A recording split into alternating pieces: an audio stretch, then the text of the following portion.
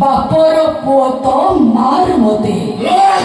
ଆରେ ମାରି ପୁରା, ଆରେ ମାରୁନୁ, ମାର ହାଇଦର, ମାର ମରିକି ରେପ କର, ବେଶ୍ୟାପାନରେ ବିକ୍ରି କରିଦେ କି ଜିଅନ୍ତା କବର ଦେଇଦେ, ମୁଁ କିଛି କହିବିନି, ହେଲେ ମୋ ସ୍ୱାମୀକୁ ମତେ ଫେରେଇ ଦେ।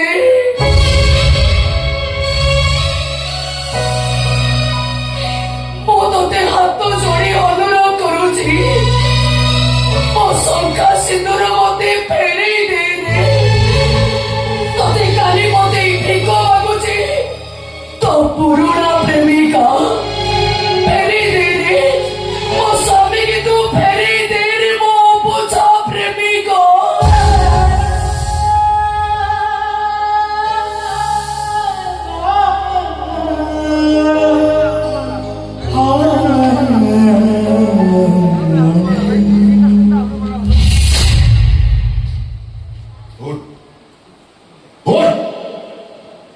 ଏଇଟା କଣ କହିଲୁ? ଏଇଟା ହଉଛି ଘର, ଏଇଟା ହଉଛି ତା ଘର, ଏଇଟା ହଉଛି ମୋ ମୁଣ୍ଡ। ମା ଶୁଟ କର ମତେ, ଶୁଟ କର ମତେ। ମୁଁ ପାରିବିନି। ତାହେଲେ ତୋର ସ୍ୱାମୀ ଦରକାର ନାହିଁ। ମୋ ସ୍ୱାମୀଙ୍କ ଛଡା ମୋର ଏ ଦୁନିଆରେ କେହି ନାହାନ୍ତି। ଏ ଜାଣିବା ବହୁତ ପୁରୁଣା ହେଇଗଲାଣି, ବହୁତ ଥର କହିଛୁ ମତେ। କିଛି ନୂଆ କହ, ନୂଆ କହ। ମୋ ଭାଇ ପାଇଁ ମୋ ମା ବାବାକୁ ରାଜି ହେଇଯାଇଥିଲି। ଭାଇକୁ ପଚାରିକି ମତେ ପ୍ରେମ କରିଥିଲୁ। ମାନେ ମୋ ତମ ଝିଅ ଜାତିଟାକୁ ମୁଁ ବହୁତ ଭଲ ଭାବରେ ଜାଣିଛି। ଆମ ଟୋକାଙ୍କ ସାଙ୍ଗ ପାଖରୁ ମାଗିକି ନମ୍ବର ଦେବେ, ରାତି 12ଟା ବେଳେ କଲ୍ ଲଗେଇ ଦେଇ କହିବେ କଣ ନା ସରି ରଙ୍ଗ ନମ୍ବର ଲାଗିଗଲା।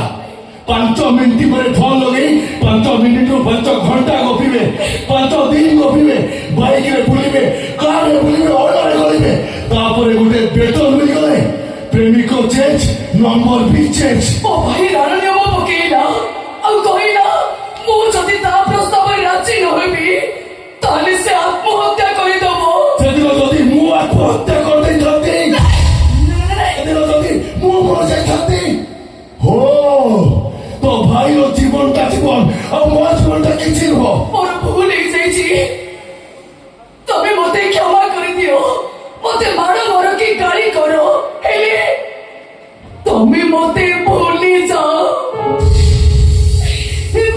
ଯାଅ ମତେ।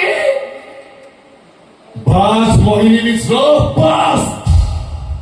এই পতির কথা, এই পতুরি কথা যদি সেদিন তোমাদের ভলরে কইদেইথাতো না, তাহলে হাইদরটা তো পৃথিবী পৃষ্ঠରୁ এতে দূরକୁ ଚାଲି ଯାଇଥାନ୍ତା। ଦୂରବୀକ୍ଷଣ ଯନ୍ତ୍ର ପକେଇ ଖୋଜିଥିଲେ ବି ମତେ ପାଇନଥାନ୍ତୁ। ତାହେଲେ ମତେ କଣ ଫେରି ଯିବାକୁ ହବ?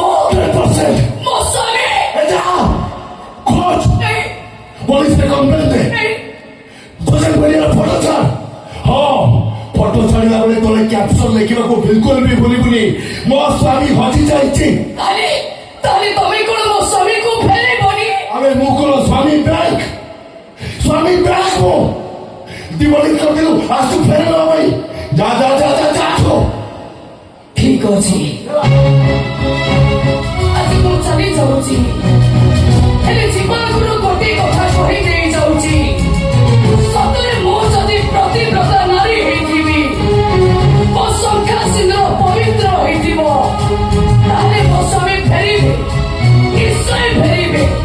ଆଉ ସେଦିନ ମୋ ସ୍ୱାମୀଙ୍କ ହାତରେ ହାତ ରଖି ଠିଆ ହେଇଥିବି ମୁଁ, ଆମ ଦି ଜଣଙ୍କ ସମ୍ପର୍କ ଦେଖି ଈର୍ଷାରେ କାନ୍ଦି କାନ୍ଦି ଚଳି ଚଳି ମରୁଥିବୁ ତୁ।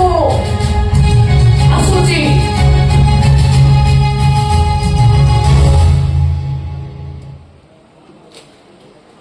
କଣ କହିଲା ମୋହିନୀ ମିଶ୍ର? କଣ କହିଲା? କାନ୍ଦି କାନ୍ଦି ଜଳଉଥିବି ମୁଁ? ହେ ମୋହିନୀ ମିଶ୍ର, ତୁ ଜାଣିନୁ ଏ ହାଇଦରଟା କାନ୍ଦୁରା ହିରୋ ନୁହଁ, ଭିଲେନ ସେ ଭିଲେନ। ହିରୋ ଗୁଡାକ ରାତି ସାରା କାନ୍ଦିବେ, ସକାଳ ହେଲେ ହସିବେ, କିନ୍ତୁ ଭିଲେନ ରାତି ସାରା ହସିବ, ସକାଳ ହେଲେ ମରିବ। And for that, I would like to be a villain. I would like to be a villain.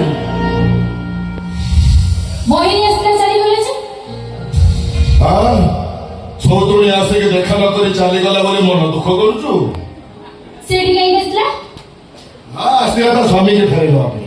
ଆଉ ତମେ ତ କଣ କହିଲ? ଆଉ କଣ କହିଥାନ୍ତି, ମୁଁ କହିଲି ସ୍ୱାମୀ ତ ମୋ ପାଖରେ ନାହିଁ, ମୁଁ କିନ୍ତୁ ଫାଙ୍କା ଅଛି, ମତେ ନେଇଯା। ଏଇ ସେ ବାଜ୍ୟ କଥା ବନ୍ଦ କର। ଯଦି ପଚାରୁଛ ସେଠି କୁହ କଣ କହିଲ ତମେ?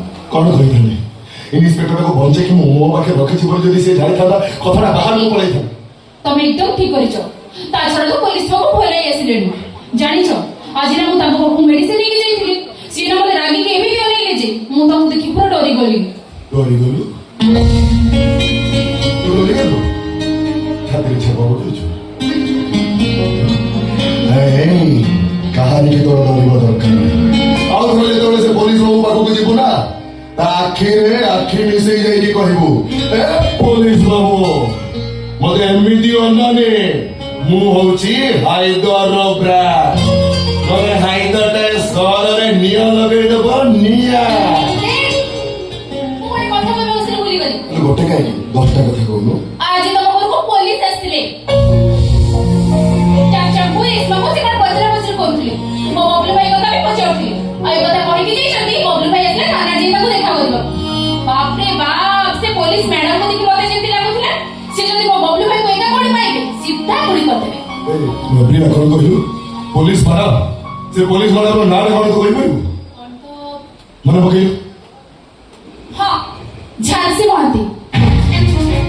ସେ କଣ ତମ ଭାଇଙ୍କ ବଡ କେସର ଇନଭେଷ୍ଟିଗେସନ ପାଇଁ ଆମ ଥାନାକୁ ବଦଳି କେସ୍ କରିବେ। ନାଇଁ ନାଇଁ ନାଇଁ ପ୍ରିୟା, ସେ ଇନ୍ସପେକ୍ଟର ତ ଭାଇକି ଖୋଜୁନି କି ମୋ ବାବୁକୁ ଖୋଜୁନି, ସେ ଖୋଜୁଛି ମତେ।